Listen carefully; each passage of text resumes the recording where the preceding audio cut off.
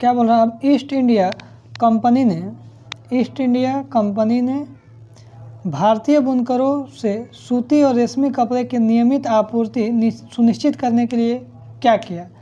तो यहाँ पर देखिए आपको लिखना क्या है, तो लिखिएगा ईस्ट इंडिया कंपनी ने भारतीय बुनकरों से सूती और रेशमी कपड़े की नियमित आपूर्ति सुनिश्चित करने के लिए कई कदम उठाए, जिनमें से मौजूदा कदम व्यापारियों और दलालों को खत्म कर दिया और गुमास्तों को नियुक्त कर दिया, शामिल कर दिया। कहने का मतलब ईस्ट इंडिया कंपनी ने जो भारतीय बुनकर मैंने हम काम पर रखे हैं, तो आखिर में जो भारतीय बुनकर जो काम कर रहा है सूती और रेशमी कपड़ा का नियमित आपूर्ति जो सप्लाई दे रहा है, तो उसके लिए कुछ कदम उठाया ताकि लोग थोड़ा सा अच्छा सा काम कर पाए, झोल झाल ना करे। तो जितना व्यापारी दलाल को ख़त्म कर दिए, एक आदमी को रख दिए, इसका नाम क्या दिए, गुमास्ता दिए।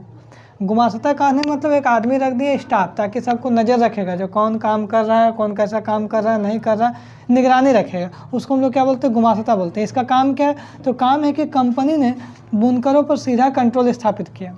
जो कंपनी है भाई, जो हमारे यहाँ काम कर रहा है, सीधा एकदम कंट्रोल उस पर स्थापित कर दिया। दूसरा, गुमास्तों को भैया जो आदमी का रखेंगे तो उसके लिए उसको पेमेंट देना पड़ेगा ना, तो गुमास्तों वेतन भोगी एजेंट को नियुक्त किया, मतलब आपको पेमेंट देंगे, जो बुनकरों को निगरानी करने और आपूर्ति इकट्ठा करने और कपड़े की गुणवत्ता की जांच करने। कहने का मतलब आप हमको कपड़ा बना के दे रहे हैं, आप अच्छा कपड़ा बना के दे रहे हैं कि नहीं दे रहे हैं, क्या हम बैठ के चेक करें, हम आदमी रख दिए ताकि कपड़ा क्वालिटी तो अच्छा दे रहा है कि नहीं दे रहा है, सब चीज़ का जांच पड़ताल करता था। बस आपको यही सब चीज़ लिख देना है कहानी बना के। आगे क्या बोल रहा है, बुनकरों को अन्य खरीदारों के साथ व्यापार करने से रोकने, समझे, ताकि जैसे आप हमसे लेन देन करें तो आप दूसरे जगह कपड़ा मत दीजिए, सिर्फ आप हम ही को कपड़ा दीजिए, समझे। बुनकरों को कंपनी के लिए ही काम करने पर मजबूर कर दिया। अगर आपको 10,000 रुपये लेना है ले लीजिए हम ही से, लेकिन दूसरा को कपड़ा मत दीजिए, हमको दे रहे हैं मतलब हम ही को ही दीजिए। अब ये अच्छा क्वालिटी वाला कपड़ा देना चाहिए ताकि हम एक आदमी भी रखें चेक करने के लिए। इस तरह से प्रतिबंधित करके काम कराया जाता था, समझे। एक बार फंसे तो आप फंस गए पूरी तरह से। अब बोलो 18वीं सदी के अंत तक सूरत की बंदरगाह, जो सूरत में जो बंदरगाह है, हाशिए तक पहुंच गए, स्पष्ट कीजिए। तो वो लिखिएगा 18वीं सदी के अंत तक सूरत बंदरगाह के हाशिए पर पहुंच जाने के कारण ईस्ट इंडिया कंपनी की बढ़ती शक्ति और व्यापार का कंट्रोल था। बोल रहा कंपनी ने अपना व्यापार को बॉम्बे, जिसको मुंबई बोलते हैं, जैसे नए बंदरगाहों पर स्थित करना होता है। जैसे पानी उनी देखते हैं जो जहाज रहता है, तो जहाँ पर रुकता है उसको हम लोग क्या बोलते हैं, बंदरगाह बोलते हैं, समझ ना। सूरत के माध्यम से होने वाले निर्यात और व्यापारिक गतिविधियों को कम कर दिया। पुराने व्यापारिक नेटवर्क टूट गए और स्थानीय व्यापारी दिवालिया हो गए। अब व्यापार केंद्र का बदलाव सूरत के पतन के कारण बन गया। अब यहाँ देखिए ये सवाल बोल रहा 16वीं की सदी में दुनिया सिकुड़ने लगी, इसका क्या मतलब है अचानक। तो बोल रहा इसका मतलब यही है कि 16वीं सदी में दुनिया सिकुड़ने का मतलब ये है कि समुद्री मार्गों के खोज के कारण विभिन्न महाद्वीपों के बीच संपर्क, व्यापार और लोगों का आवागमन बढ़ गया था, जिससे दुनिया एक दूसरे से अधिक जुड़ गई थी। ठीक है, अब आगे देखते हैं। बोल रहा है कि यहाँ पर क्या बोला है, जो अमेरिका, एशिया और यूरोप के बीच व्यापारिक और सांस्कृतिक आदान प्रदान होता था। खाद्य पदार्थ जैसे आलू, मक्का और बीमारियों का भी आदान प्रदान हो जाता था। उसके बाद बोला इसे वैश्वीकरण का नींव रखा और दुनिया को भौगोलिक रूप से देखने लगा। जहाँ तक जो हम लोग देखें तो हम लोग क्या देखें, हिस्ट्री वाला मेन क्वेश्चन देखें। अब हम लोग देखेंगे ज्योग्राफी का मेन क्वेश्चन देखेंगे 5 नंबर वाला। अब देखिए मृदा का प्रमुख कारक देखिए, सबसे पहले मृदा से ही चैप्टर आया है। मेन का प्रकार बताइए मृदा का, तो कि आप क्या बोलिएगा, प्रमुख प्रकार। तो बोलिएगा जो मृदा के जो प्रमुख प्रकार में सबसे पहले बोलिएगा जलोढ़ मृदा, बोलिएगा ना, जलोढ़ मृदा मेन है। उसके बाद काली मृदा, लाल मृदा, पीली मृदा, लेटराइट मृदा, मरुस्थलीय मृदा और पर्वतीय मृदा। ठीक है, अब एक करके डिफिनेशन भी देना है आपको। जलोढ़ मृदा क्या, उत्तरी मैदान में पाया जाता है, बहुत उपजाऊ होता है। ऐसा नहीं जो बहुत लंबा लंबा डिफिनेशन दे देना, छोटा छोटा उसके बारे में लिखना है। जो उत्तरी मैदान में पाया जाता है, बहुत उपजाऊ होता है। काली मिट्टी दक्कन के पठार में पाया जाता है, कपास उगाने के लिए सबसे बेस्ट होता है। उसका लाल मिट्टी तो पूर्वी और दक्षिणी भारत में पाई जाती है, या लौह ऑक्साइड की उपस्थिति के कारण इसका रंग लाल हो जाता है। और लेटराइट मृदा क्या है, उच्च वर्षा वाले क्षेत्रों में पाई जाती है, चाय और कॉफ़ी के लिए सबसे बेस्ट माना जाता है। अब देखिए मरुस्थलीय मृदा क्या है, शुष्क क्षेत्रों में पाया जाता है, इसमें नमी की कमी होता है। पर्वतीय मृदा क्या है, जो मृदा क्षेत्र में पाई जाती है, बनावट में भिन्नता होती है। हाँ, पहाड़ी क्षेत्रों में पाई जाती है, बनावट में भिन्नता होती है। अब देखिए ये भी हमारा ज्योग्राफी का क्वेश्चन है, इंपॉर्टेंट क्वेश्चन है। पहाड़ी क्षेत्रों में मिट्टी के कटाव के रोकथाम के लिए क्या क्या कदम उठाए गए हैं। तो बोलेंगे पहाड़ी क्षेत्रों में मिट्टी का जो कटाव है उसको रोकथाम करने के लिए कुछ सीढ़ीदार खेती बना दिए गए, समुच्च जुताई और पट्टीदार खेती जैसे कदम उठाना पड़ता है, समझे, ताकि मिट्टी के कटाव को बचने से। अब आगे देखिए समुच्च जुताई, समुच्च रेखाओं के समांतर हल चलाने से पानी का बहाव की गति कम हो जाता है। दूसरा बोल सीढ़ीदार खेती बनाइए, सीढ़ी टाइप को बनाइए, ढलानों पर सीढ़ियाँ बनाकर खेती करने से मिट्टी का कटाव रुकता है। उसके बोल रहा पट्टीदार खेती करिए, खेतों को पट्टी पर बांधा जाता है और घास की पट्टियाँ लगाई जाती है जो हवा और पानी के बल को कमज़ोर कर सके, उसको रोके। और चौथा वृक्षारोपण, पेड़ लगाकर मिट्टी को बांधा जाता है। अब देखिए बहुत इंपॉर्टेंट क्वेश्चन है, मृदा अपरदन क्या है, इसे संरक्षण के उपाय बताइए। मृदा अपरदन क्या है? मिट्टी की ऊपरी परत को हटाना, मिट्टी की ऊपरी परत को हटाना जो हवा या नमी के कारण होता है, और इसके संरक्षण के उपाय में वृक्षारोपण, बांध लगाना और समुच्च जुताई शामिल है। मृदा अपरदन क्या है? तो मिट्टी के ऊपरी उपजाऊ परत का प्राकृतिक कार्य से हवा, पानी, मानवीय गतिविधि को द्वारा हटाना। संरक्षण को उपाय बताएगा अगर आप तो आप ज़्यादा से पेड़ पौधा लगाइए, वनों की कटाई को रोकिए।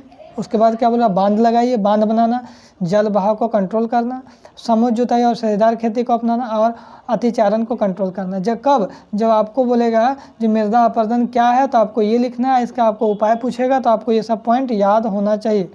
अब देखिए बहुउद्देश्य परियोजनाओं का 4 लाभ बताइए। तो बहुउद्देश्य परियोजनाओं का लाभ देखिए, सबसे पहले सिंचाई, ये परियोजना कृषि के लिए पानी उपलब्ध कराती है।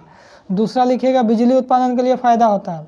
तीसरा लिखिएगा बाढ़ नियंत्रण, बांध पानी के बहाव को कंट्रोल करता है। चौथा मछली पालन, है ना, ये सब इसका लाभ बता रहा है बांध के लिए, समझे। अब देखिए बहुउद्देश्य ये तो हो गया लाभ, वही सेम क्वेश्चन है। अब देखिए बहुउद्देश्य परियोजना का विवाद क्या है, विवाद का विषय क्यों बन गया, इसमें प्रॉब्लम क्या क्या है।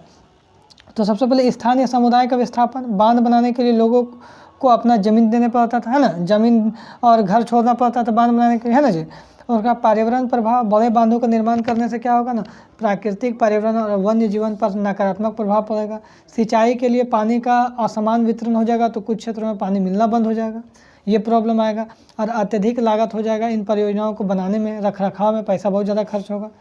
अब देखिए ये वेरी इंपॉर्टेंट क्वेश्चन है, चावल की खेती, गेहूं की खेती, ये सब अगर एग्जाम में बहुत, कपास की खेती ज़्यादा पूछता है तो एक एक करके हम आपको बता रहे हैं। देखिए चावल की खेती के लिए उपयुक्त भौगोलिक परिस्थिति बताइए, चावल की खेती के लिए, ठीक है। तो यहाँ पर देखिए बोला चावल की खेती के लिए उपयुक्त भौगोलिक परिस्थिति, आप लिखिएगा सबसे पहले उच्च तापमान, इसे उगाने के लिए 25 डिग्री सेल्सियस से ऊपर के उच्च तापमान की ज़रूरत होती है। ये एक पॉइंट बाय पॉइंट आपको लिखना ही है ये सब चीज़।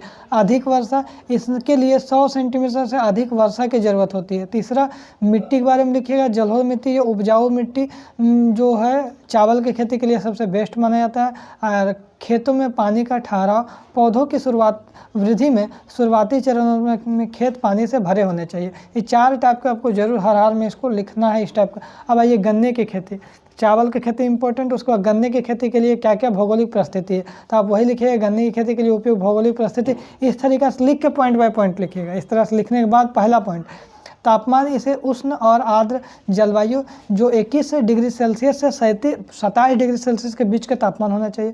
इसमें वर्षा, इसके लिए 75 सेंटीमीटर से 100 सेंटीमीटर वर्षा की ज़रूरत होती है।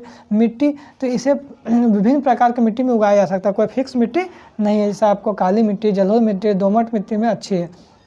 श्रम, तो गन्ने की खेती के लिए बुआई से लेकर कटाई तक काफ़ी शारीरिक श्रम की ज़रूरत होती है, ये सब आपको बात लिखना है। चाय की खेती के लिए अगर पूछेगा तो चाय की खेती के लिए उपयुक्त भौगोलिक परिस्थिति, तो इसमें क्या लिखिएगा, यह उष्ण कटिबंधीय और उपोष्ण कटिबंध जलवायु का पौधा है। इसमें वर्षा लिखिएगा तो इसके लिए पूरे वर्ष समान रूप से वितरित भारी वर्षा चाहिए, पूरा साल लगभग 150 से लेकर 300 सेंटीमीटर ज़रूरत पानी का पड़ता है। मिट्टी चाहिए तो इसे अच्छी जल निकासी वाली उपजाऊ दोमट मिट्टी चाहिए, यह ढलान वाली भूमि की ज़रूरत होती है। श्रम बोलिएगा तो यह श्रम प्रधान फसल है, इसके लिए कुशल और सस्ते श्रम की ज़रूरत होती है। अब आगे देखते हैं तो हमारा कपास की खेती, ठीक है, 4 प्रकार के बताएं, एगो गन्ना, एगो चावल और एगो इससे पहले क्या बताएं, चाय, उसका हम चौथा क्या बता रहे हैं, कपास की खेती के लिए।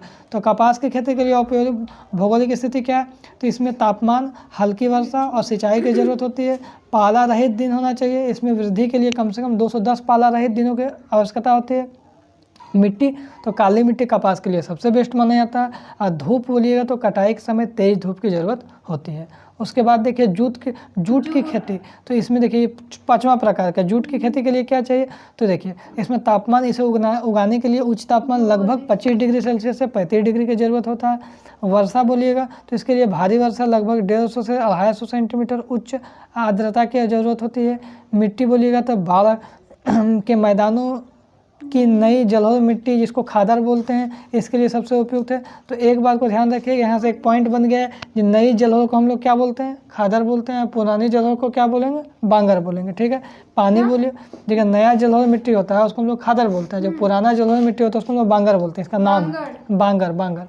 अब देखिए पानी बोलिएगा तो फसल की कटाई के बाद रेशों को अलग करने के लिए प्रचुर मात्रा में पानी की ज़रूरत होती है। अब देखिए उद्योग पर्यावरण को किस प्रकार प्रदूषित करता है, जो हमारा इंडस्ट्री है पर्यावरण को किस प्रकार दिक्कत करता है, तो लिखिएगा उद्योग पर्यावरण को निम्न प्रकार के प्रदूषित करती है। सबसे पहले वायु प्रदूषण, चिमनियों से निकलने वाला धुआं और हानिकारक गैस हवा को प्रदूषित करती है। जल प्रदूषण, उद्योगों से निकलने वाला अपशिष्ट जल जो नदी झील में अगर हम लोग फेंक देते हैं तो जल प्रदूषण हो जाएगा। मृदा प्रदूषण, ठोस अपशिष्ट रसायन मिट्टी की कुछ कूड़ा कचरा मिट्टी में डाल देंगे तो हमारा मिट्टी प्रदूषण हो जाएगा। ध्वनि प्रदूषण, मशीन और उपकरण से स्वर ध्वनि प्रदूषण होता है।